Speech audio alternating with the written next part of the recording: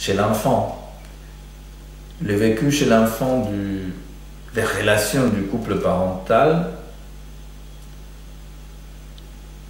jusqu'à quel point tout ça peut avoir une incidence importante dans la vie amoureuse ultérieure, dans sa vie amoureuse ultérieure, tout court. Et à savoir que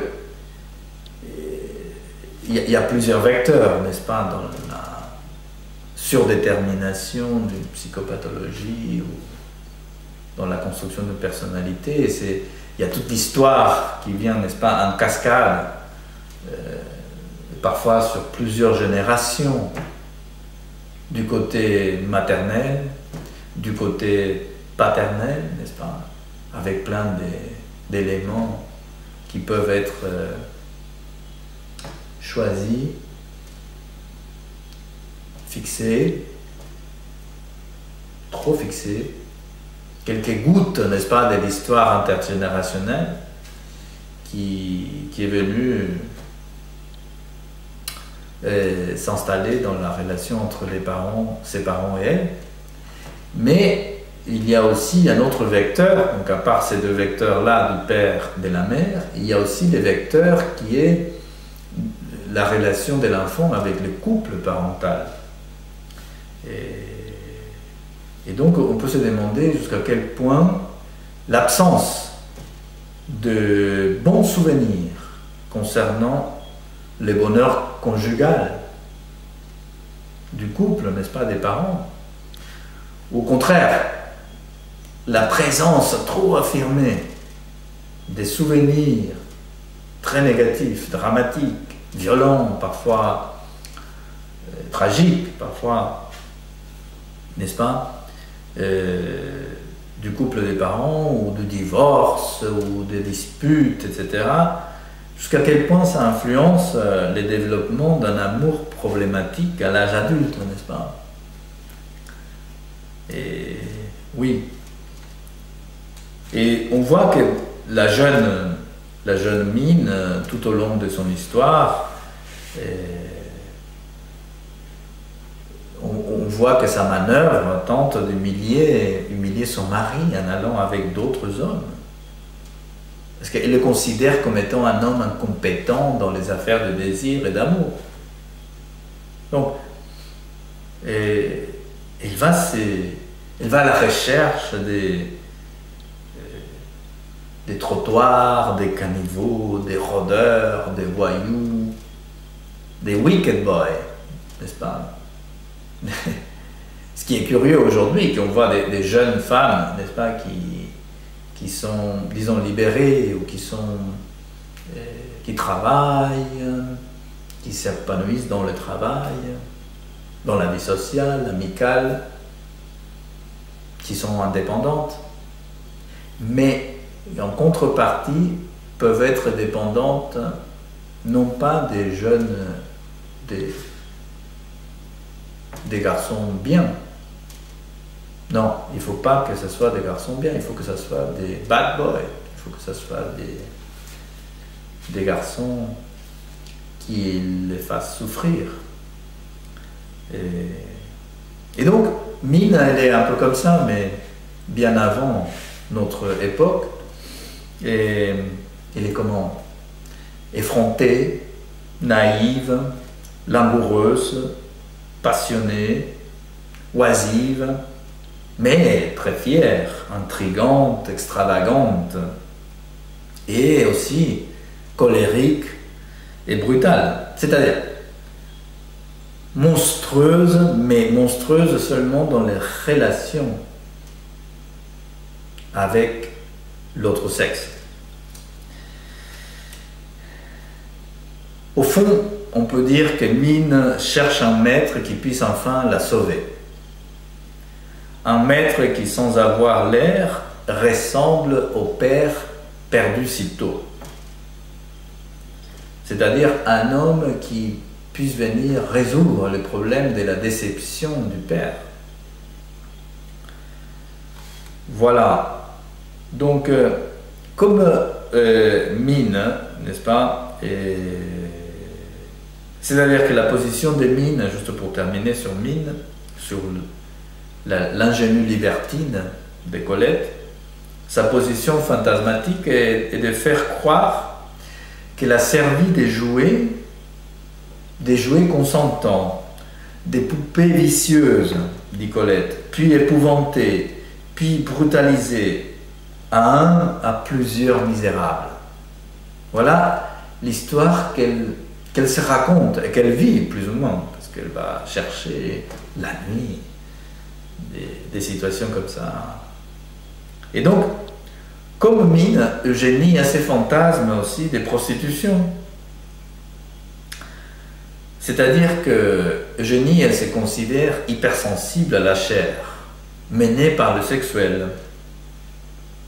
Tracassée, selon ses propres termes, tracassée par le corps d'un homme. De telle façon qu'elle peut se placer vis-à-vis d'un homme comme un autre homme, comme une femme, mais comme une femme qui agit dans le désir comme un homme.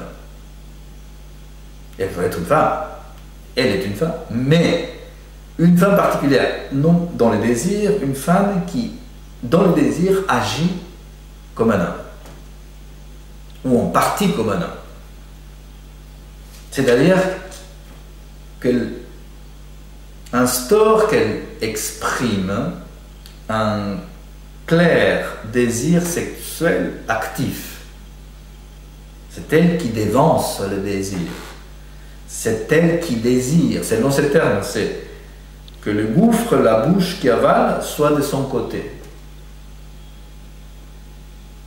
Alors, le gouffre, la bouche, peut être considéré comme un objet passif. Oui, mais c'est un objet qui devient actif.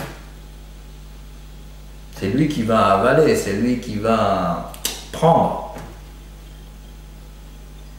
Alors, elle-même le dit, elle peut regarder un homme avec une envie sexuelle immense, avec un désir ravageur, non seulement de toucher, mais aussi, et de serrer, mais aussi de broyer l'autre. Elle cherche donc la présence de la chair. Et du coup, elle s'est dit en même temps qu'elle réfléchit, elle s'est dit, oui, mais tout ça, ça a à voir avec la saleté quand même. Tout ça, c'est sale quand même. Alors elle dit, et je lui dis, il y a un côté masculin chez moi. Au niveau de l'organisation du désir, il y a chez moi une misogynie. Une séparation entre amour et désir sexuel. Quelque part pour ne pas souffrir. Je n'arrive pas à consentir complètement à être une fille, dit-elle, sauf à être celle qui part avec les hommes, mais seulement en tant qu'objet sexuel. J'aime bien les accessoires féminins, mais je rejette tout le reste, dit-elle. Elle aime les accessoires féminins, mais elle rejette tout le reste. Elle met des robes, elle met des jupes, bien sûr, elle s'habille en femme, c'est normal, c'est une femme. Mais elle rejette la relation que les femmes peuvent avoir, les femmes féminines peuvent avoir avec les hommes. Elle dit, je n'aime pas les comportements des femmes vis-à-vis des hommes, c'est-à-dire la soumission, l'infériorité. Je ne supporte pas la domination masculine, dit Eugénie. C'est une position clairement féministe. C'est un fantasme féministe. Accompagné, donc on va voir comment il se présente, ces fantasmes-là. Donc du coup, ça devient très difficile pour elle de concevoir et de mettre en pratique une relation stable avec un seul homme. Il lui en faut plusieurs, quoi. Alors, elle ne laisse pas tomber les hommes, évidemment, mais les hommes qui l'intéressent sont de deux types. Alors, d'une part, les homosexuels, comme amis. C'est comme on dit, la fille à pédé. Il n'y a aucune connotation morale dans cette histoire, mais il y a des filles comme ça, un type de femmes qui... Alors, elle s'intéresse aux homosexuels, d'abord parce que ce sont des hommes qui sont désirés par d'autres hommes, qui qui sont désirés et qui désirent d'autres hommes. Et donc, là, il y a plusieurs choses qui peuvent se présenter. Donc, si un homme est désiré et désire des hommes, il y a plusieurs choses à dire. D'une part, c'est que la présence de deux hommes ensemble l'attire, l'excite. Ça, oui. Mais si deux hommes sont homosexuels, ce qui l'intéresse, c'est aussi parce que ces hommes-là ont dû laisser tomber, en tout cas dans la relation avec les femmes, ont dû laisser tomber la domination féminine, la domination masculine.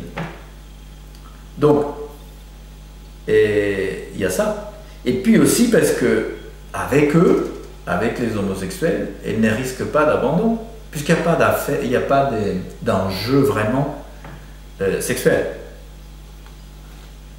Donc, en même temps, donc, ses amis homosexuels lui procurent une tendresse, une protection, une attention presque maternelle, puisqu'il n'y a pas d'intention sexuelle à son égard. Et puis, en même temps, de leur côté, ils ont une dépendance aussi émotionnelle et affective importante, et donc, à son tour, elle peut avoir une attitude de domination maternelle envers eux. Voilà. Ça, c'est un type d'homme qui l'intéresse surtout pour l'amitié, n'est-ce pas?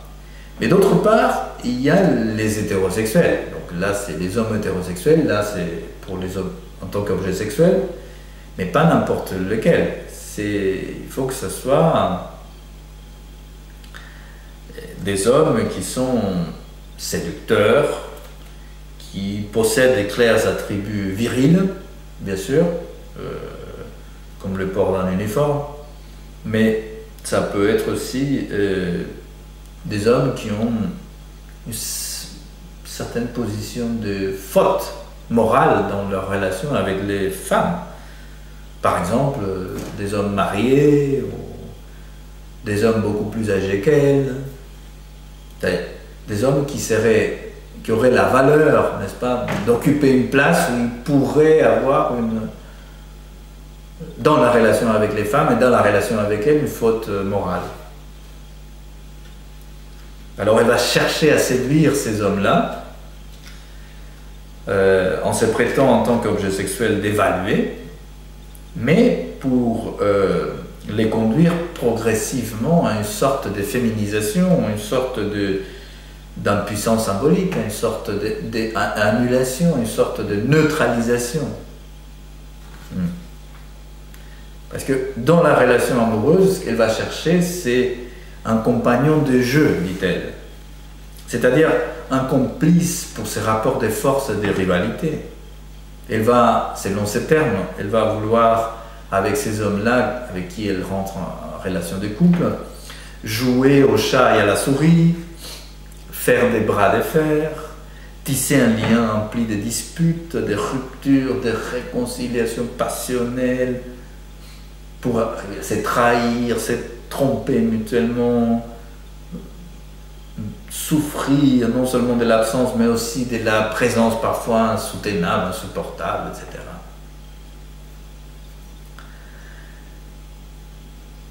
Donc, au fond, dans l'amour, quand ça lui arrive, elle ne trouve que dégoût ou peur de devenir femme.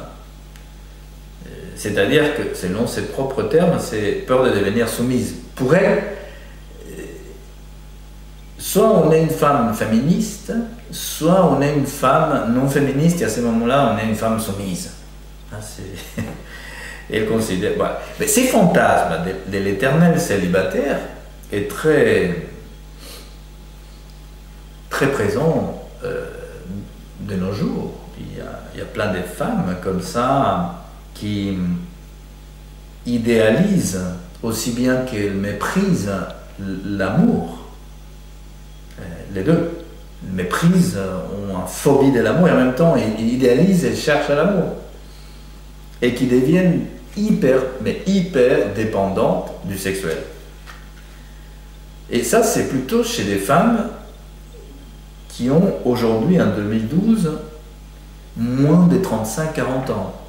C'est-à-dire que Ce sont des femmes qui sont nées d'une certaine génération, entre